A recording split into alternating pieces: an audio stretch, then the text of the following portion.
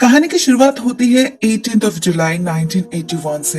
हम पहुंचते हैं ग्लैडसेल हाउस में, जहां दहशत फैल चुकी थी। घर की हालत देखकर ऐसा लग रहा था मानो यहाँ पर कोई जंग चल रही है। और अगले ही पल में हम जब इस परिवार के साथ फेमस पैरानॉर्मल इन्वेस्टिगेटर्स एडन लोरेन वार्डन को देख पाते हैं प्रेयर करते हुए, हमारा शक यकीन में बदल जाता है। सच में ही यहाँ पर जंग चल रही है, भगवान और शैतान के बीच। हमें पता चलता है इस परिवार का छोटा बेटा 8 साल का डेविड ग्लैडसेल पोजेस्ड है। उस पर एग्जॉर्सिज्म करने के लिए वार्डन्स ने फादर गॉर्डन को भी बुलाया है, जिनके आने तक सब कुछ उन्हें ही संभालना होगा। हम डेविड को देखते हैं, वो बेचारा काफी टायर्ड हो चुका है। तो आर्ने नाम का एक बंदा उसे उसके कमरे में ले जाकर सुला देता है। ये आर्ने डेविड का होने वाला जीजा है। डेविड की बहन डेमी से वो प्यार करता है और इस परिवार से भी। उसी रूम से उसे फादर गॉर्डन की गाड़ी आती हुई दिखती है, तो वो नीचे जाता है उनसे मिलने। कमरे में अकेला रह जाता है डेविड। उसे बस नींद आई ही थी। इसी बीच उसे बहुत जोर जोर से आवाज सुनाई देती है, जैसे कोई दीवार पर धक्का मार रहा हो। ये शैतान का बुलावा था। वो जाकर बाथरूम में छुप जाता है, लेकिन उसे छुटकारा नहीं मिलता। हमें कर्टेन के ऊपर किसी का काला हाथ नजर आता है। शावर से खून की बारिश होने लगती है और बस डेविड फिर से एक बार पोजेस्ड हो जाता है। उसके चिल्लाने की आवाज से सभी इस कमरे में जाकर पहुंचते हैं। डेविड को बचाने की कोशिश करते हैं, लेकिन वो उल्टा पोजेस्ड हालत में अपने ही पिता पर हमला कर देता है। एड उसे खींचकर नीचे ले जाते हैं। सभी मिलकर डेविड को एक टेबल पर सुलाते हैं। फादर एक्सॉर्सिज्म स्टार्ट करते हैं। होली वाटर तो उस पर एसिड की तरह इफेक्ट कर रहा था। डेविड के चेहरे पर छाले पड़ चुके थे। उसका शरीर अजीब तरह से बेंट होने लगा था। लेकिन इतना कुछ करने के बाद भी ये एक्सॉर्सिज्म पूरा नहीं हो पाता। ये शैतान फादर गॉर्डन को मारकर बेहोश कर देता है और एड के सीने पर ऐसे घूंसा मारता है कि एड का हार्ट अटैक हो जाता है। आर्ने डेविड की ये हालत और सहन नहीं कर पा रहा था। वो उसे अपने भाई की तरह प्यार करता था, तो वो उस शैतान से कहता है, तुम डेविड को छोड़ दो, बदले में मुझे ले लो। होता भी यही है। सबके अनजाने में ये शैतान आर्ने के शरीर में जाकर बस जाता है। सिर्फ एड को कुछ सेकंड के लिए उसका पोजेस्ड चेहरा दिखता है, मगर किसी को कुछ इन्फॉर्म करने से पहले ही वो सेंसलेस हो जाता है। उसे जल्दी से हॉस्पिटलाइज की जाती है। उसके हार्ट की कंडीशन बहुत ही खराब थी, लेकिन धीरे धीरे समय के साथ वो रिकवर करने लगता है। हम ग्लैडसेल हाउस से कुछ ही दूरी पर एक दूसरा घर देखते हैं। ये ब्रुकफील्ड कैनल था, जहाँ आर्ने और डेबी रहते थे। इस कैनल के मालिक ब्रूनो के साथ उनकी पक्की दोस्ती थी। वो उनसे घर का रेंट तक नहीं लेता था, सिर्फ बदले में डेबी उनके डॉग्स का ख्याल रखती थी। अपेरेंटली सब कुछ नॉर्मल हो चुका था। डेविड भी ठीक हो चुका था। सबको लग रहा था कि वो डीमन जा चुका है। सिर्फ आर्ने को कुछ ठीक नहीं लग रहा था। उसे हमेशा अपने आसपास एक इविल प्रेजेंस महसूस होने लगी थी। इनफैक्ट 2 बार तो उसका सामना एक शख्स से भी होता है जो उस पर नजर रख रहा था। डर और परेशानी में आर्ने की तबीयत खराब होने लगी थी। बिल्कुल डेविड की तरह उसका पसीना छूटने लगा था, हार्ट बीट बढ़ चुका था और उसे डिल्यूशंस भी होने लगे थे। उसे अपने दोस्त ब्रूनो में शैतान दिखता है, जो डेबी पर हमला कर रहा था, जबकि इन रियलिटी वो दोनों डांस कर रहे थे। आर्ने डेबी को ब्रूनो से दूर ले जाता है और ठीक तभी उसके आसपास अंधेरा छा जाता है। उसे फिर से वही शैतान नजर आता है जो उस पर झपट पड़ता है और आर्ने खुद को बचाने के लिए उस शैतान पर चाकू से वार करता है। एक बार नहीं, 22 बार। लेकिन असल में तो ये कोई शैतान था ही नहीं। ये तो बेचारा ब्रूनो था, उसका दोस्त, जिसे बेमौत मरना पड़ा। उधर तब तक हॉस्पिटल में एड का सेंस भी लौट चुका था। सबसे पहले वो लोरेन को इन्फॉर्म करते हैं आर्ने के पोजीशन के बारे में। लोरेन जल्दी से पुलिस को भेजती है ब्रुकफील्ड कैनल, वहां पर होने वाले ट्रेजेडी को रोकने। लेकिन तब तक जो होना था वो तो हो चुका। जब पुलिस पहुंचती है तो उन्हें रास्ते पर ही आर्ने दिखता है, जिसके हाथ और कपड़े पर खून लगा हुआ था। वो तब भी शैतान के ही वश में था, लेकिन ऑफिसर को बुलाने पर उसका होश लौटता है और वो कहता है वो श्योर तो नहीं, मगर उसे लगता है कि शायद उसने किसी को हर्ट किया है। पुलिस को ब्रूनो की लाश मिलती है उसी कैनल से और ये न्यूज हेडलाइन बन जाती है। क्यों ना हो, इस ब्रुकफील्ड शहर के इतिहास में ये पहला ऐसा खून जो था। आर्ने को अरेस्ट किया जाता है। जेल में एड और लोरेन वार्डन जाते हैं उससे मिलने। उसके सामने होली क्रॉस और वाटर रख के उसे होली बाइबल रीड करने के लिए कहा जाता है, जो वो बहुत ही आसानी से कर पाता है, जिसका मतलब अभी उसके अंदर कोई शैतान नहीं है। लेकिन इसका मतलब ये नहीं कि वो पहले पोजेस्ड नहीं था। एड एंड लोरेन वार्डन जाते हैं उसके लॉयर से मिलने, उन्हें समझाने कि ये सब अर्ने ने शैतान के वश में आकर किया है, उसे ये कोर्ट में बताना होगा। लेकिन वो लेडी राजी नहीं होती क्योंकि उसे खुद ऐसे लॉजिकल बातों पर यकीन नहीं था। तो उन्हें कन्विंस करने के लिए एड उन्हें अपने घर इनवाइट करते हैं, एनिमल से मिलवाते हैं, जिसका असर हमें नेक्स्ट डे कोर्ट में पता चलता है। हम देखते हैं उस लॉयर के चेहरे पर एक अजीब तरह का डर और हैरानी थी। वो सबके सामने बहुत ही जोर के साथ कहती है कि आर्ने निर्दोष है क्योंकि ये खून उसने शैतान के वश में आकर किया है। लगता है उन पर एनाबेल का जादू छा ही गया। वो एज और लोरेन से प्रॉमिस करती है इस केस को वो बिल्ड करने की पूरी कोशिश करेगी, लेकिन उन्हें भी जल्द से जल्द पोजीशन का सबूत ढूंढना ही होगा। एड एंड लोरेन अपने तरीके से इन्वेस्टिगेशन स्टार्ट करते हैं। उन्हें पता चलता है ग्लैडसेल फैमिली जब पहली बार इस घर में आए थे तभी डेविड के साथ एक बहुत ही अजीब सा हादसा हुआ था। अकेले घूमते घूमते वो एक कमरे में जाकर पहुंचा था जहां एक वाटर बेड था। ये 8 साल का बच्चा उस पर चढ़ के खेलने लगा था और तभी उसे फील हुआ था इस बेड के अंदर कुछ हिल रहा है। वो डर कर जल्दी से बेड से उतरने जाता है, लेकिन तभी इस बेड के अंदर से एक हाथ निकल आता है, पकड़ लेता है डेविड को। उस वक्त डेविड किसी तरह खुद को आजाद तो कर लेता है, मगर उसके बाद से ही वो पोजीशन के सिम्टम्स शो करने लगता है। तब तो उसके बातों पर किसी ने बिलीव नहीं किया, लेकिन अभी एड को लगता है उस बेड में ही जरूर कुछ गड़बड़ होगा। वो चेक करने जाते हैं ग्लैडसेल हाउस। उन्हें पता चलता है उस बेड को तो इन लोगों ने हटा दिया है, लेकिन ठीक उसके नीचे वाले फ्लोर पर कुछ अजीब तरह के काले रंग के धब्बे बने हुए हैं। लोरेन जाती है घर के नीचे चेक करने और एग्जैक्टली उन दाग के नीचे उन्हें एक बस्ता दिखता है जिसके चारों तरफ बहुत सारे चूहे मंडरा रहे थे। इस बस्ते में था किसी जानवर का स्कल, जो असल में एक विचेस टोटेम था। लोरेन जल्दी से कुछ पिक्चर्स क्लिक कर लेती है और उससे छानबीन स्टार्ट करती है। हमें पता चलता है ऐसे टोटेम को सेटनिस्ट अपने ब्लैक मैजिक वाले रिचुअल्स में इस्तेमाल करते हैं। इससे डीमन को बुलाया जाता है। इस टोटेम को यहाँ पर रख के किसी ने जरूर डेविड पर शाप दिया है, जो एग्जॉर्सिज्म के वक्त आर्ने में ट्रांसफर हो गया है। ऐसे रिचुअल्स में डीमन कर्स्ड विक्टिम को वश में करके किसी का खून करता है, उसके बाद गायब हो जाता है, जैसा आर्ने के साथ हुआ। एड अपने असिस्टेंट ट्रियो को इस टोटेम की फोटोज देकर हर एक पुलिस स्टेशन में मेल करने के लिए कहता है। वहाँ फादर गॉर्डन भी मौजूद थे, जो वार्डन्स को किसी फादर कैसनर के बारे में कहते हैं, जिन्हें इन सब चीजों के बारे में बहुत ही ज्यादा नॉलेज है। उसी दिन वार्डन्स जाके मिलते हैं उनसे। फादर कैसनर ने ऐसे ही एक सेटनिस्ट कल्ट, द रैम्प कल्ट के बारे में 9 सालों तक स्टडी किया है। वो जानते हैं ये लोग कितना खतरनाक हो सकते हैं। ऐसे कल्ट के लोग सेटन को पूजते हैं, ब्लड सैक्रिफाइसेस देते हैं, वो सब कुछ करते हैं जो अनएथिकल हो, गलत हो, इविल हो। इससे उन्हें शक्ति मिलती है, जिस शक्ति को पाने के लिए वो लोग कुछ भी कर सकते हैं। एड उनसे पूछता है, एक 8 साल के छोटे से बच्चे ने किसी का क्या बिगाड़ा कि उस पर ऐसा कर्स डाला गया? जवाब में फादर कैसनर कहते हैं, इन सब लोगों के लिए क्यों और कौन कोई मायने नहीं रखता, उन्हें बस अपना काम पूरा करके शक्ति हासिल करना होता है। और इस वाले टोटेम को तो बहुत ही शक्तिशाली किसी सेटनिस्ट ने बनाया है, जिससे लड़ना आसान नहीं होगा। इनके रास्ते में आने वाले किसी को भी ये लोग जिंदा नहीं छोड़ते। दोस्तों, इस रैम कल्ट के बारे में हमें ज्यादा कुछ तो नहीं पता, मगर जब मैंने गूगल करा तो मुझे पता चला ये शायद किसी हॉन्ट डेटी के फॉलोअर्स है। रैम का मतलब होता है शिप, यानी कि भेड़। तो शायद इस कल्ट के डीमन का सर भेड़ की तरह है, और वो टोटेम भी तो कुछ उसी तरह दिखता है जैसा बेफोमेट, उसका सर तो गोट की तरह है, तो इसका भी शायद वैसा ही कुछ होगा। Not sure. Now back to story. वो लोग जब बात कर ही रहे थे, उसी वक्त हम एक सेटनिस्ट को कुछ रिचुअल परफॉर्म करते हुए देखते हैं, और उधर प्रिजन में आर्ने पर शैतान हमला कर देता है। मतलब इस सेटनिस्ट को ऑलरेडी पता है कि यह शाप आर्ने में ट्रांसफर हो चुका है।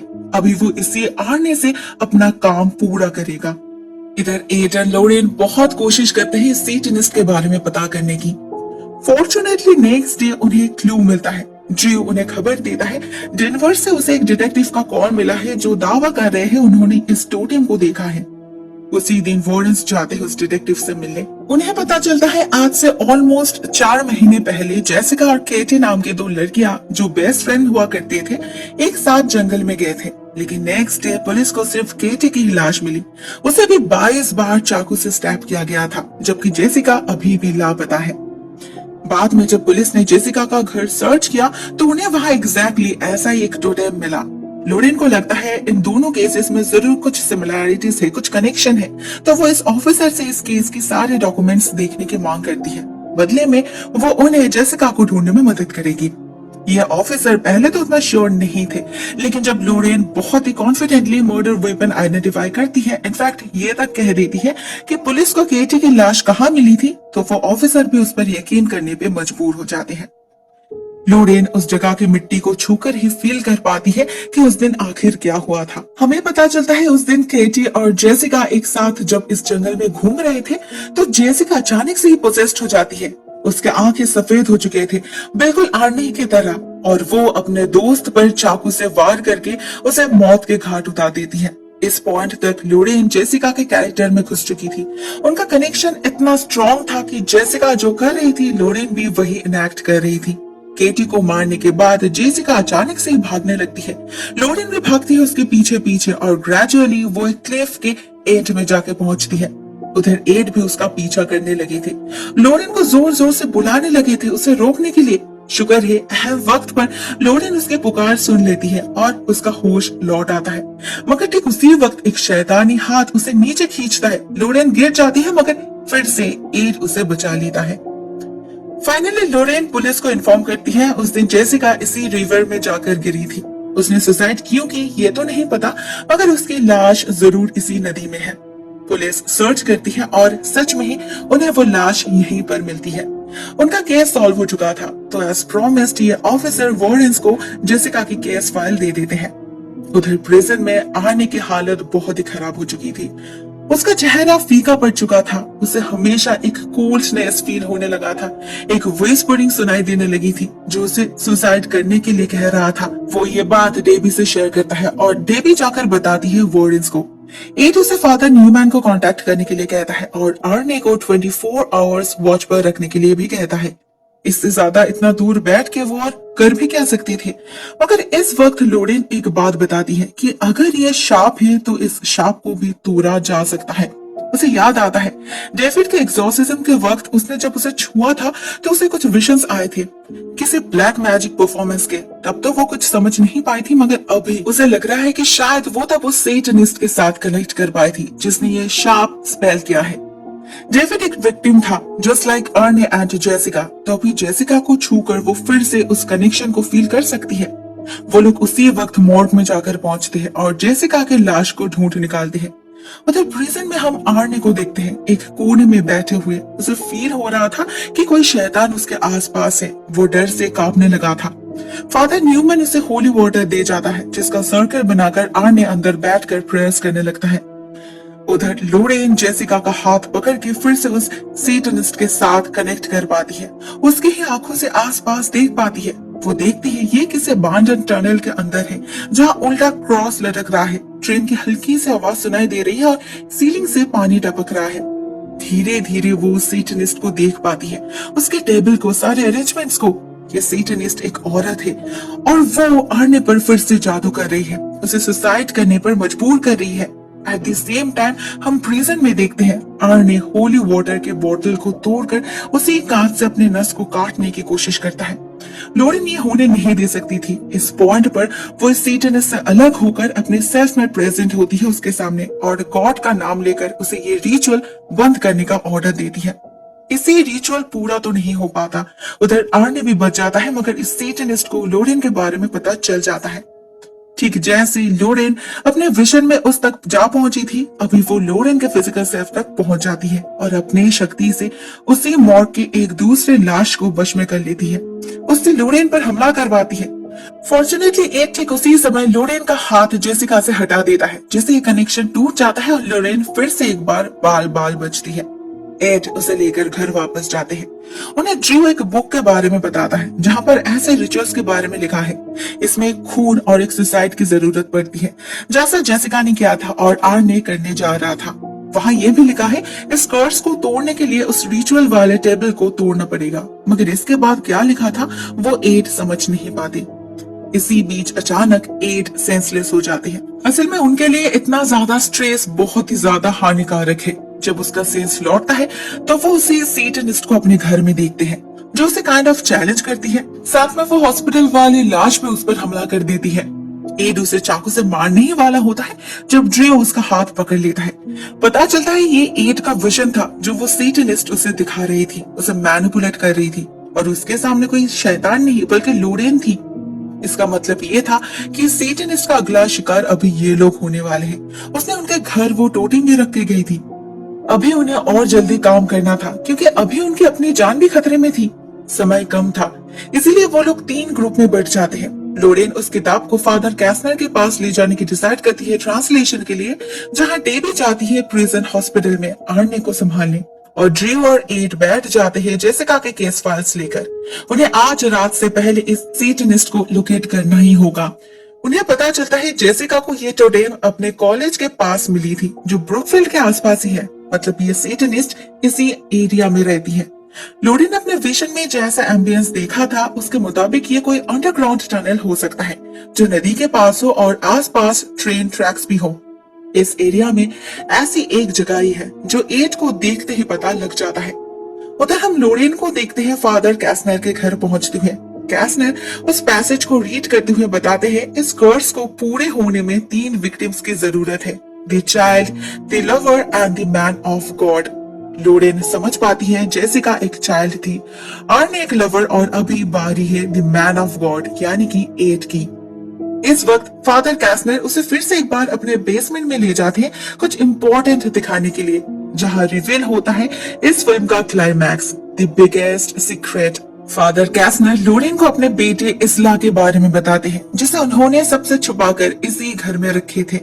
तो वो उन सैतानिक कल्ट को स्टडी कर रहे थे जिसका असर इसला पर भी पड़ा। वो धीरे धीरे इन सब चीजों को लेकर फैसिनेटेड होने लगी और आज वो एक मास्टर सेटनिस्ट बन चुकी है, और उसी ने ये कर्स स्पेल किया है।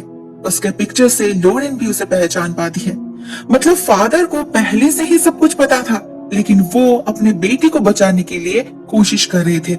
अभी जब बात हद से निकल चुकी है तो वो लोरेन को अंडरग्राउंड जाने का रास्ता बताते हैं और खुद इसला का सामना करने के लिए तैयार होते हैं। उधर तब तक एड भी इस बात को गेस कर चुके थे, तो वो ड्रू को पुलिस को इन्फॉर्म करने के लिए कहकर खुद फादर कैस्नर के घर की तरफ रवाना हो जाते हैं। लोरेन को उन टनल्स में वो टेबल दिख जाता है। वो उसे तोड़ने की भी कोशिश करते हैं मगर वो टेबल काफी ज्यादा हेवी था। तब तक इसला अपने पिता का खून करके लोरेन को चेस करने लगती है। वो लोरेन से खुद को कनेक्ट करके उसे अजीब तरह के विजन्स दिखाती है, उसे मारने की कोशिश करती है। लोरेन किसी तरह उसे मारकर भाग निकलती है। तब तक एड भी वहां पहुंच चुका था, जो लोरेन की आवाज को फॉलो करके एक मैनहोल से टनल में एंटर करते हैं। लेकिन इसला उसे वश में कर लेती है और भेजती है लोरेन को मारने के लिए, और वो खुद अपनी रिचुअल स्टार्ट करती है। आर्ने की मौत का वक्त हो चुका था। हॉस्पिटल में हम आर्ने को पोजेस्ड होते हुए देखते हैं। उसका शरीर अजीब तरह से बेंट हो रहा था, वो हवा में तैर रहा था। दूसरी तरफ एड पोजेस्ड होकर लोरेन पर हथौड़े से हमला कर देते हैं। लोरेन बिल्कुल कॉर्नर्ड हो चुकी थी। वो एड को रिक्वेस्ट करती है होश में लौटने के लिए, उसे उनके प्यार भरे लम्हों के बारे में याद दिलाती है, और फाइनली उसी प्यार के दम पर एड अपने आप पर काबू कर लेते हैं। उस हथौड़े को उसी टेबल पर मारते हैं जिससे ये टेबल टूटकर बिखर जाता है और ये कर्स ब्रेक हो जाता है। इसी के साथ साथ हॉस्पिटल में आर्ने जान से बच जाता है, मगर इधर इसला गुस्से में पागल होकर इन लोगों को मारने आती है, लेकिन वो कुछ कर नहीं पाती। उससे पहले ही शैतान आकर उसके आत्मा निकाल लेता है क्योंकि उसने ये रिचुअल पूरा नहीं कर पाया। इसला को एक बहुत ही दर्दनाक मौत मिलती है। एंडिंग सीन में हम देखते हैं फाइनली सच में ही सब कुछ ठीक हो चुका है। आर्ने को सजा तो मिलती है लेकिन सिर्फ 5 साल बाद ही उसे आजाद कर दिया जाता है। वो डेवी से शादी कर लेता है और अभी भी वो लोग हैप्पीली मैरिड है। The end.